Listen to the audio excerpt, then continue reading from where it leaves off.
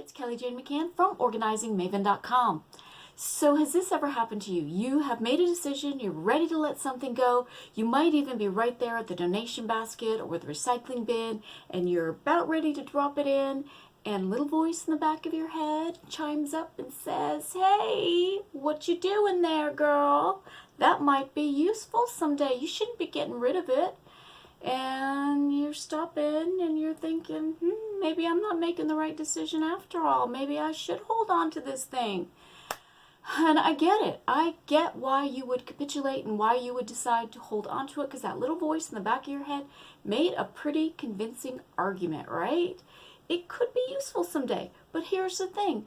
When we allow something like "it might be useful someday" to guide our decisions, what we're really doing is we are tethering ourselves to possibilities that may never happen.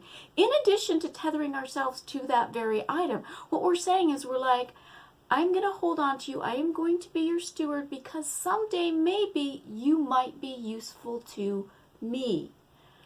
Whew, yeah, that's a lot to unpack right there, right? And if we go back to that little voice in our head that was chatting with us, the little voice doesn't really want to make sure that you have that item because someday it might be useful to you. That little voice wants to protect you from feeling regret. That's what it's all about. So that little voice is really trying to do you a good service. It's trying to do you a solid. It's saying, I don't want you to risk feeling bad down the road, so let's keep that item, okay? So this is really hard to get over, right? Because human beings, we're risk averse. We will do pretty much anything not to experience something negative, and especially a negative emotion. Even if it's highly unlikely to happen, we don't want to take that risk. So what can we do? Well, we can do a couple of things. First of all, we can ask ourselves, what is the worst case scenario? So we're dealing with that risk up front. We're saying, what is the worst case scenario if I let this thing go? And if we can deal with that, we can confidently let it go. And here's the thing. We are not talking about what is the worst case scenario if I get struck by lightning. We're talking about if I let go of something that I don't need right now, I don't particularly like, I'm not using. We're talking about that kind of risk. What is the worst thing that's going to happen? Maybe you will need it down the road, but we are creative beings. So I am taking a guess that you are going to be able to come up with a solution. You're going to be able to maybe borrow it. You're going to be able to MacGyver something. You're going to be able to move forward. Has there ever been a time in your life when you have let go of something that you didn't need, didn't use, didn't like, didn't love, and down the road, you found out you needed it, and you came to a full stop, you couldn't move forward?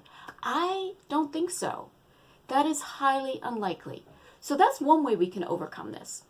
The other way we can overcome this, and I think this is the first thing that we should be asking ourselves when we are decluttering, is what is the best thing that's going to happen to me if I let this object go? Whoa, whole different perspective, right? We're not in like worry mode. We're not trying to protect ourselves. We're looking at the good stuff that's going to happen. And the thing is, when we let go of stuff, we get that benefit immediately. We don't have to wait. We can enjoy that extra space.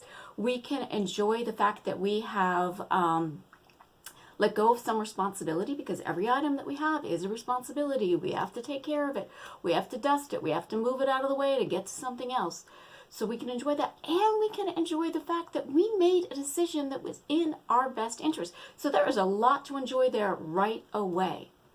So I want to encourage you that when you're decluttering, get comfortable with the worst case scenario, but ask yourself very first, what is the best thing that's going to happen if I let this go?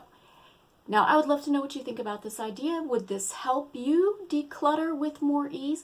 Whatever your thoughts are, use the comment section below to share your feedback. And if you have a hot tip for letting go of stuff, use the comment section below to share that too. Let's crowdsource some ideas so that we can collectively help people declutter their lives and enjoy the freedom that comes with it.